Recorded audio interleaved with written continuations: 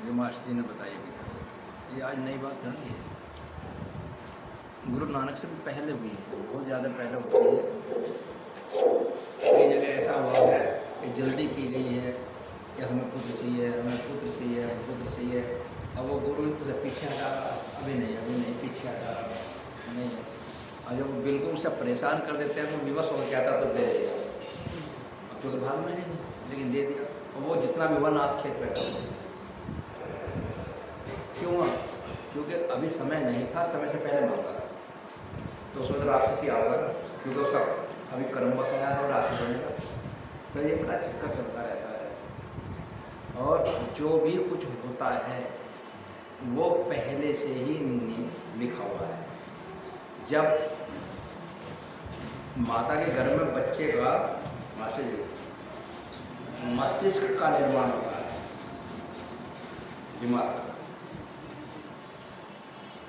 उस वक्त उसके सारे कर्म जो उसने अच्छे या बुरे जीवन भर किए हैं उनकी रेखाएं खींचती हैं।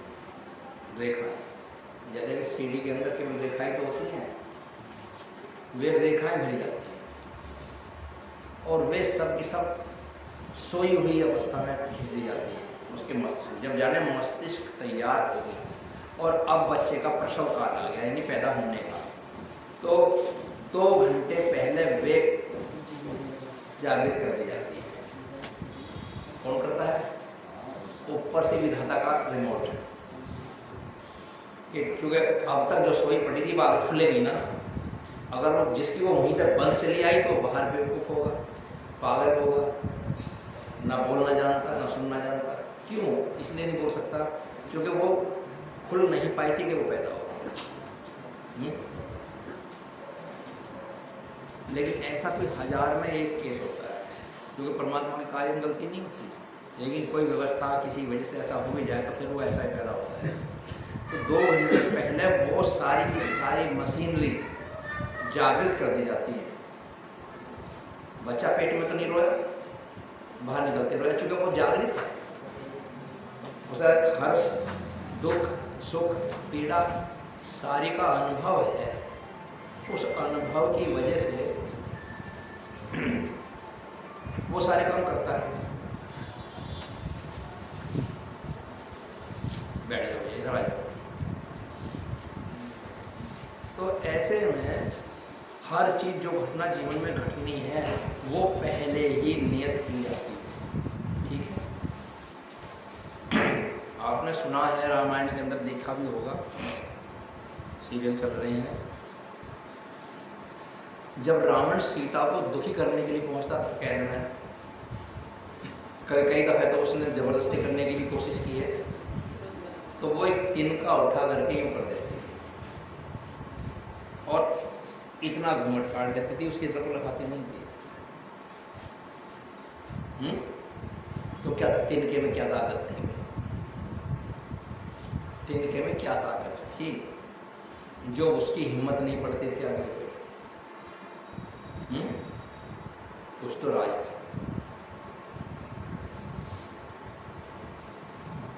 तो वो तिनका जो है वो भी एक हथियार था।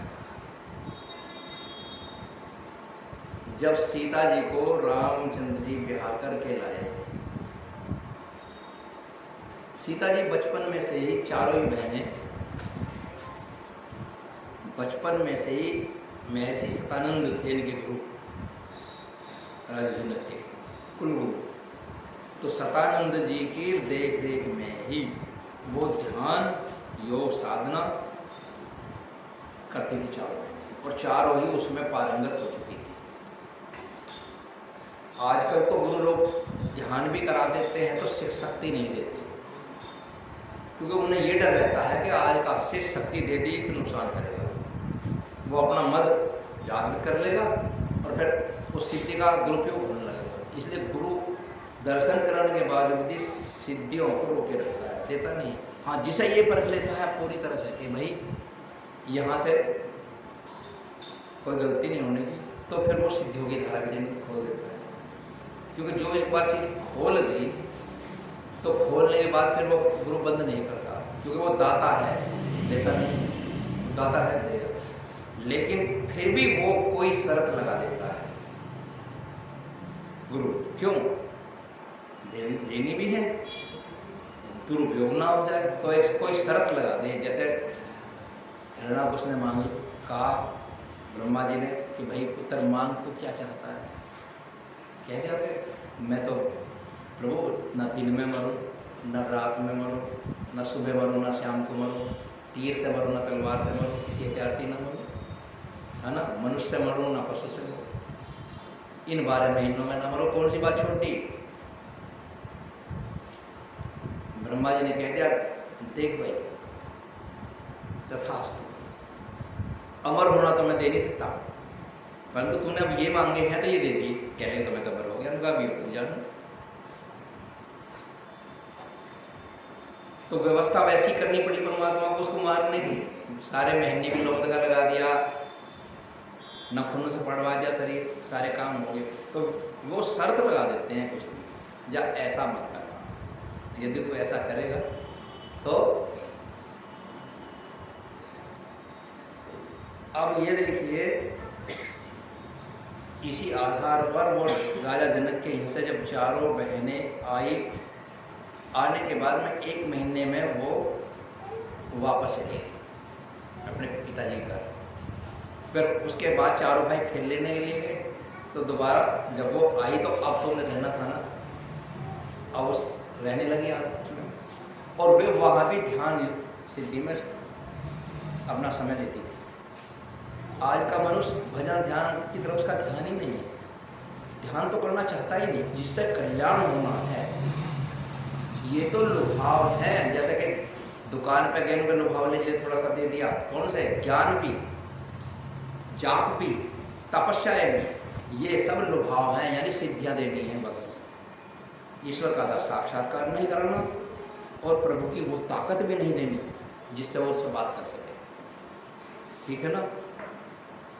इनमें अटका पड़ा रहेगा, भजन में, कीर्तन में, और क्या नाम जी, ज़्यादा से ज़्यादा बैठ गया करो, चर्चा करने लगा ज़्यादा की, इतना ही मिलेगा, ध्यान की तरफ नहीं जाएगा। क्योंकि ध्यान से ही मनुष्य शक्तिवान होता है, वो वहाँ पे ध्यान में बैठा। एक दिन राजा दशरथ ने सोची, मैं आज अपनी चारों बहुओं का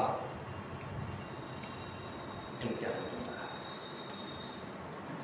चारों में कितना गुण है, कितनी शक्ति है, कैसा इनका अब तक सतानंद ऋषि की शरण में रह गए, इन्होंने क्या कुछ हासिल किया, ये राजा दशरथ के मन में आया।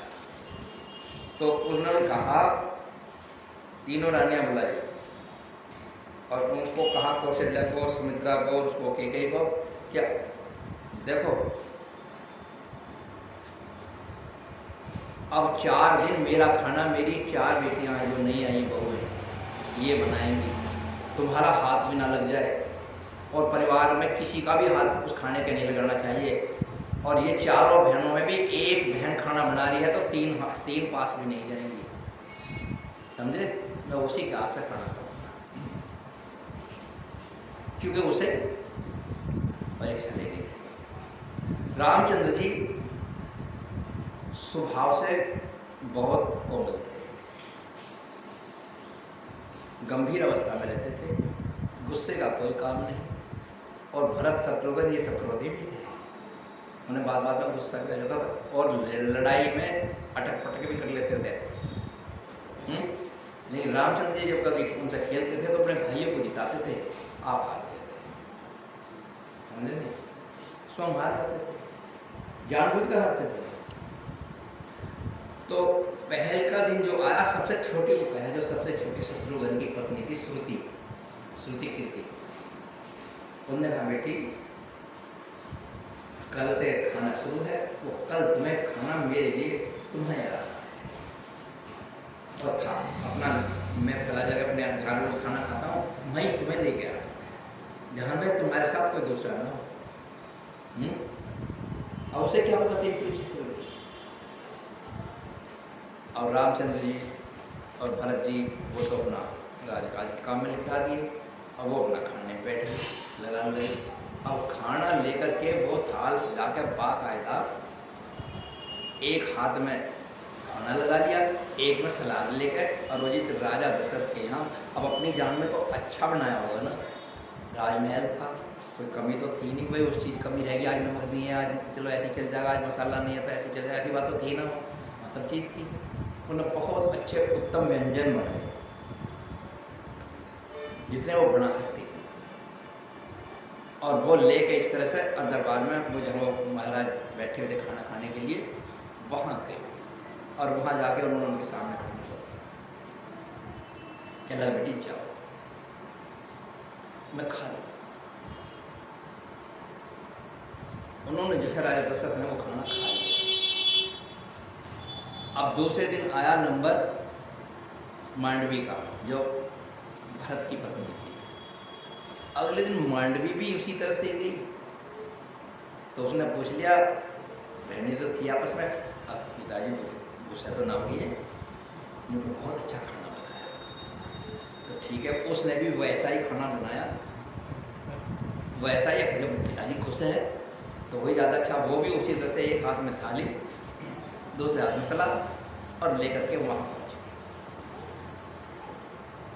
राजा दशरथ ने कहा बेटा यहीं रख दो, मैं खा लूँगा और तुम चलो। वो चली आई, बहुत अच्छा खाना बनाया, खोल के देखा कि हाँ बहुत सुंदर, काफ़ी सुगंध आ रही, लेकिन बेटी अब तुम जाओ।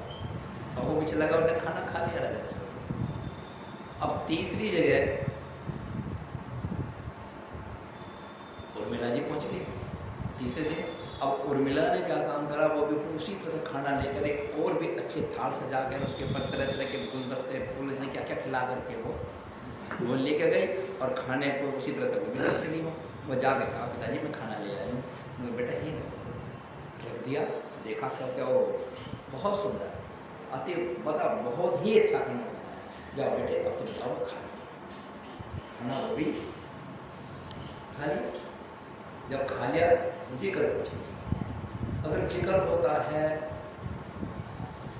तो फिर परीक्षा का रहस्य होता है, फिर वो विज्ञान नहीं रहता। तो परिणाम क्या हुआ, अगले दिन आया नंबर सीता जी का, समझे, सीता जी का नंबर आया। जब सीता माता का नंबर आया तो सीता जी ने भी, सुनो भाई, खाना खाया और थाली को इस तरह से सजाया कि उसमें सभी प्रकार के खाने जो उन्होंने बनाए थे वे ले रख लिए, सलाद भी उसी में रख लिया, और एक हाथ में गिलास लेकर के पानी का, और वो चल पहली पानी लेकर नहीं गई थी, वो पानी लेकर भी चली कि इस खाने वाले को सबसे पहले पानी पेश करना चाहिए, ताकि उसे हाथ धोने हो तो हाथ धोए, नहीं धोने हैं तो अपने पास रख लेके चले ना। अब वो जब अंदर जाके जैसे ही दरवाजे बरामदे से पास हो रही थी कि आंधी का झोंका आया और एक घास का एक टुकड़ा छोटा सा टूट करके खाड़ी में आकर के पड़ गया। इतने में राजा दशरथ सामने बैठे हैं। अब उसने सोची खाने को नीचे रख नहीं सकती क्योंकि रखने की चीज भी नहीं है, और पिताजी को दे नहीं सकती क्योंकि दिन का पड़ गया। तो बहुत देर सोच रहे। अब ये पता लगता है कि वो बचपन से कितना ध्यान कर कुंवारियों ने हासिल कर लिया था परम पिता नारायण विष्णु और शिव को। कितनी बड़ी तपस्विनी होंगी, जब भी तो भगवान से कहेगी। अगर तपस्या नहीं तो भगवान से कहा भी है जाएगी। अब सीता जी असमंजस में फंस गई, करो तो कर। उन्होंने कहा राजा दशरथ बेटा तुम सब में बड़ी हो, खड़ी क्यों रह गई? कुछ नहीं पिताजी, कुछ तो है। पिताजी अभी 1 मिनट और लगे। उन्होंने सीता जी ने उसको अग्नि से दग्ध कर दिया, अपनी आंखों की अग्नि से, उसमें आग लगा। वो विद्या सीता जी के पास थी। जैसे श्री कृष्ण ने सुनो मुचकंद को भस्म कर दिया था, आंखों की अग्नि से तो किया था। आंखों की ही अग्नि थी कि कौशिक मुनि ने चिड़िया को पेट पे से छाप के साथ नीचे गिरा दिया था, उस मार लिया। तो ये कहते हैं दृष्टाग्नि योग। उस योग को वो सिद्ध कर चुकी थी, कर वे भी चुकी थी, लेकिन मैं जन्म लिया। अब वो दिन का दग्ध हो गया, उसमें दिन की थोड़ी सी आग हो गई। बोल तो शादी का बेटा खाना लिया हो, तो कहाँ पिताजी अब भाई। अब वो आगे चली तो सबसे पहले गिलास पेश किया, रख दिया किसने, माता सीता ने। फिर उसके बाद थाल पेश करके दोनों हाथों से खाना खा लिया। खाना खाने के बाद फिर बर्तन उठाने गई। उनके बर्तन नौकर घर की मेहरी ले गई खा करके, और सीता जी स्वयं उठाने के लिए गई। उन्होंने कहा बेटा मैं मेहरी ले जाती हूँ, पिताजी ऐसा सौभाग्य कहाँ प्राप्त होगा कि मैं वहाँ अपने पिता के लिए भी ऐसी करती थी, यहाँ दूसरे पिता मुझे मिले हैं। स्वयं मैं स्वयं ही खिलाऊंगी और स्वयं ही अपना हाथ से उठा के ले जाऊँगी, स्वयं ही तो मांझूंगी, साफ करूँगी। कहने लगे बेटी आज मैं तुझसे कुछ मांग लूँ। कहा हाँ पिताजी मांगिए। अब मैं तुझसे आज वचन दो कि पिताजी जो जबान से कह दिया उसे वचन ही समझिए। अब मेरा राम बड़ा भोला है, इसे तो कोई गाली दे जाओ तो गुस्सा नहीं आता, कोई इसके बुरे में कितना ही बुरा सोच लो इस पर कोई प्रभाव ही नहीं पड़ता। कहीं इससे कोई गलती होगी तो गुस्सा मत कर बैठना बेटी, वरना तेरी आंखों से मेरा राम भस्म हो जाएगा। क्या कहा, तेरी आंखों की दृष्टि से मेरा राम भस्म हो जाएगा, भले ही वो नारायण का अवतार है। और जब तुझे ऐसा गुस्सा आए तो तिनका ही उठा कर कर दीजिए, परंतु अपनी नजर मत डाल देना तिनके के ऊपर, वरनी जिसने वो तिनका जिसके लिए उठाया गया है वो तिनका उसको भस्म कर दे। तो वो उसी को करती थी। जैसे ही राजा दशरथ की इसी गलती से कि उसकी दृष्टि योग को रोक दिया, रावण हरण करके ले गया, वरना रावण हरण ही नहीं कर सकता, वो उसी दिन भस्म कर देगा। वो बिना राम लक्ष्मण के होते हुए भी वो सीता जी इसको रावण को जब भिक्षा के लिए आएगा उसी दिन भस्म कर देगी। वहीं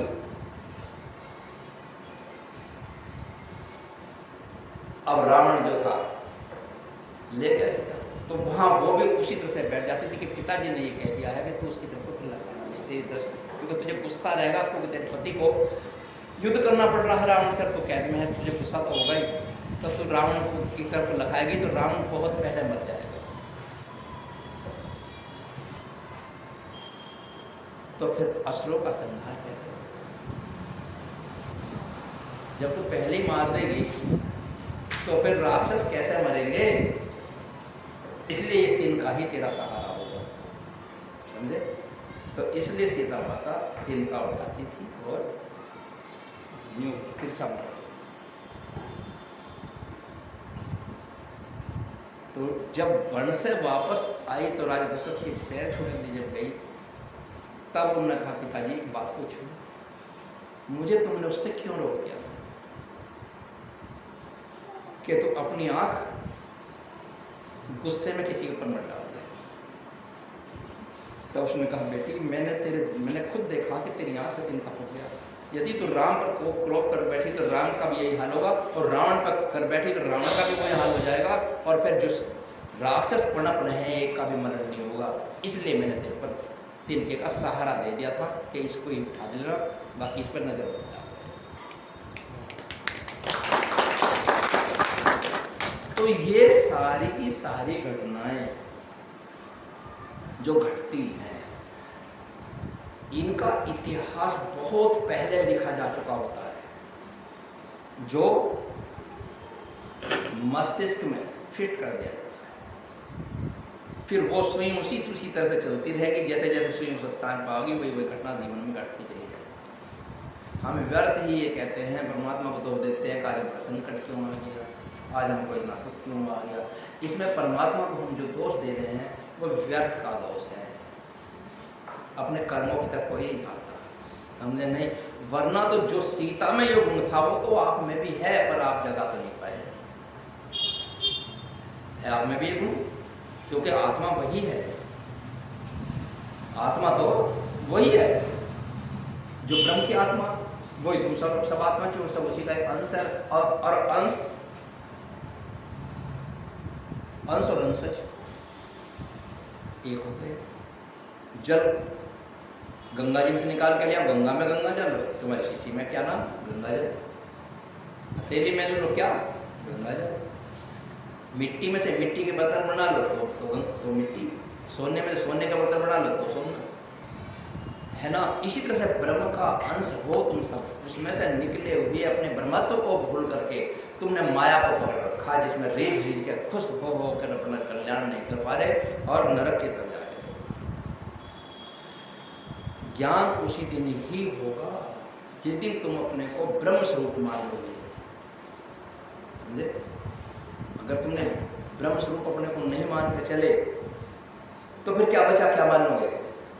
फिर माया स्वरूप मान लोगे अपने को, मन और बुद्धि की बातें मान लोगे।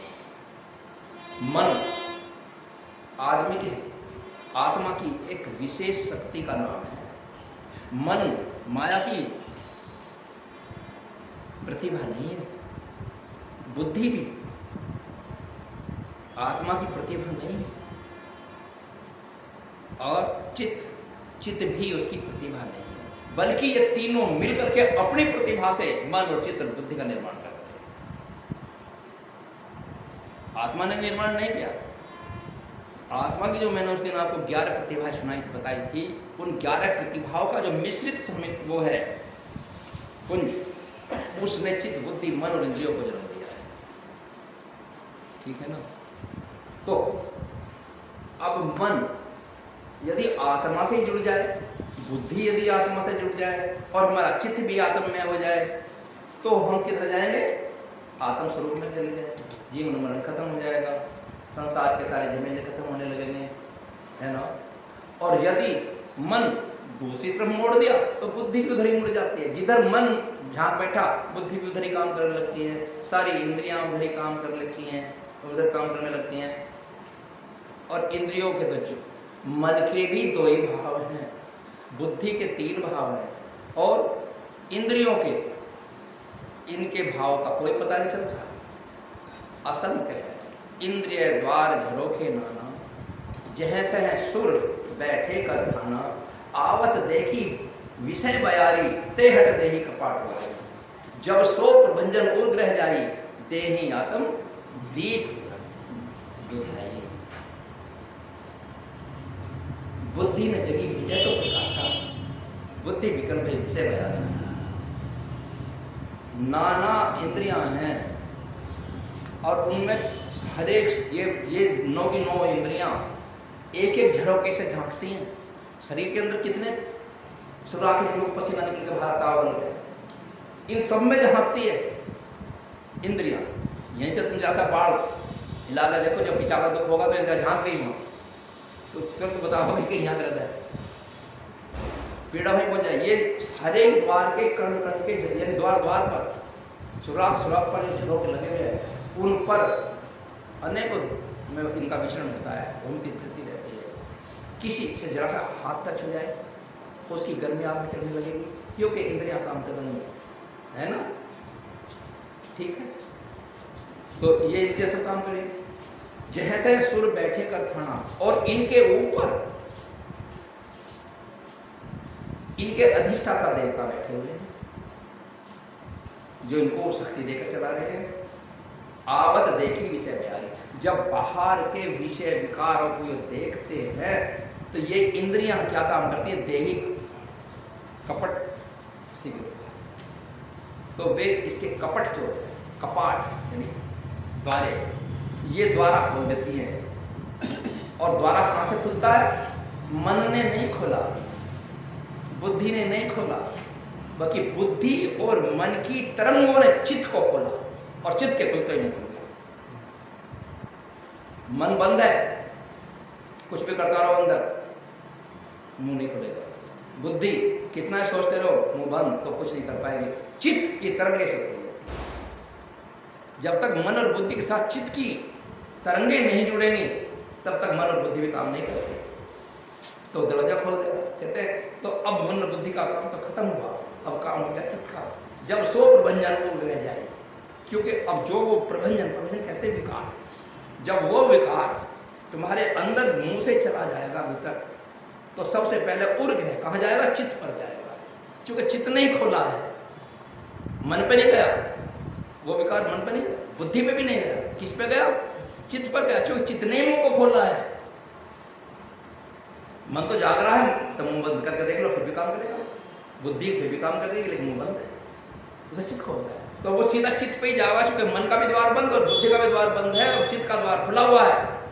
वो प्रबंधन जब सो प्रबंधन उर्ग रह जाए तब वो जब हृदय के ऊपर जब अंदर चला जाता है, देही आदम ठीक हो जाए, तो जो तुम्हें ज्ञान था, भान था, ईश्वरीय भक्ति थी, तुम्हारी वैराग्य था, वो सब को नष्ट कर देता है। वो एक ही विकार, जैसे कि घड़े भरे हुए दूध को भी एक छोटी सी खटाई की बूंद फाड़ देती है। देही आत्म दीप। ऐसी अवस्था में जो बुद्धि और मन का विकास होना था वो तो हुआ नहीं और अंधेरा छा गया, बुद्धि व्याकुल हो गई और मन विषय अपने लक्ष्य से भटक गया और जन्म मरण के चक्कर में खुद फंसा। और जब चोर चोरी करता है तो एक लीडर हो और बाकी सब सहायक हो, एक सरदार हो, है ना, मन सरदार है। जब मन फंसा, मन को लेकर जाना पड़ेगा तो बुद्धि को भी जाना पड़ेगा गैल, है ना, 10 इंद्रियों को भी गैल जाना पड़ेगा और सारी विषय वासना जितनी में सारी की सारी उसे नरक हो जाते और वहां भी गैल रहेंगे, समझे नहीं? तो इसलिए तरंगे ध्यान के द्वारा तरंग जाती है, समझ में क्या कह रहा है? ध्यान के द्वारा हमारी तरंगे जाती हैं।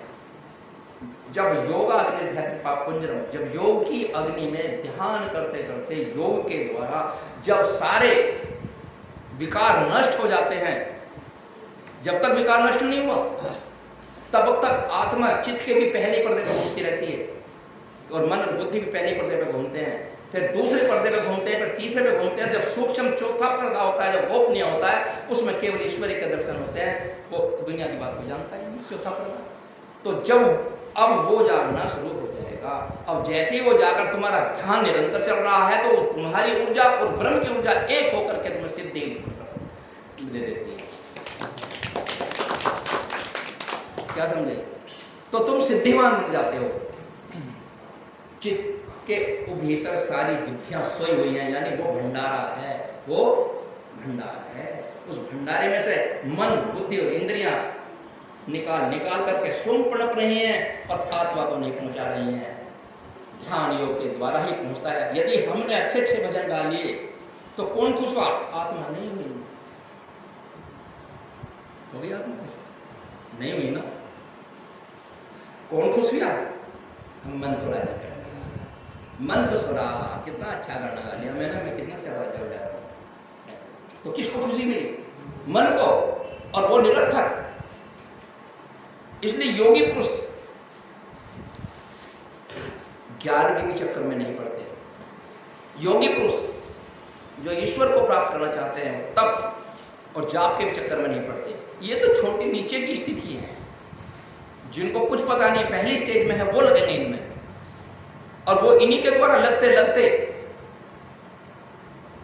उनका बीज लगते लगते डाली टहनिया फूल खिला देगा वो, और वो यहीं तक सीमित हो जाएगा। और अंदर की योग की अग्नि जब ये नीचे तक हो गए तो अब क्या बचा? से पेड़ तो पहले ही तैयार हो चुका था, तो योगी को तैयार मिलता है खेत पहला ही, तो उस खेत में वो अपना ध्यान का बीज बो देता है और ध्यान की तरंगे परमात्मा से जुड़ती हैं। इस दुनिया में परमात्मा के पास, क्योंकि परमात्मा को शब्दातीत कहा गया है। क्या कहा गया है? दो शब्दों से परा है, और शब्द जाल महारण्यम चित्त भ्रमस्य कारणम, और शब्दों का जाल चित्त को भ्रमाने वाला जाल है, न कि मोक्ष का कारण। मोक्ष का कारण नहीं। शब्द ज्ञान कितना ही अच्छा क्यों ना हो, कितना ही वैराग्य से भरा हुआ भी हो, कितना ही मतलब सात्विक ज्ञान भरा हुआ हो, वो हर ज्ञान सतोगुण रजोगुण तमोगुण ही होता है। उत्तम से उत्तम ज्ञान भी सतोगुण में आ जाएगा, लेकिन मोक्ष ज्ञान भी नहीं हुआ। मोक्ष ज्ञान बाहर से लिया ही नहीं जा सकता। सत्य किसी भी पुस्तक में लिखा भी नहीं जा सकता जो सत्य है। और जो चीज लिखने में आ रही है, पढ़ने में आ रही है, वो माया का ज्ञान है।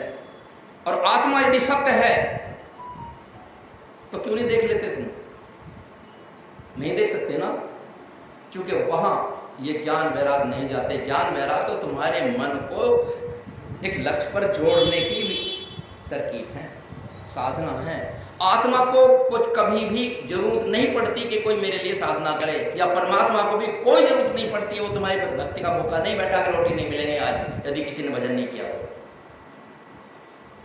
वो तो स्वयं मुक्त है, आत्मा सदैव मुक्त है। सदैव आत्मा शुद्ध मुक्त होने में बंधित काहिचित बंधन मोक्ष मनस शांतो तस्मिन् शांते प्रश्नाम्यन्ति। आत्मा तो सदा मुक्त है, इसका तो कहीं बंधन है ही नहीं। बंधन किसका? मन शांत, मन का बंधन है।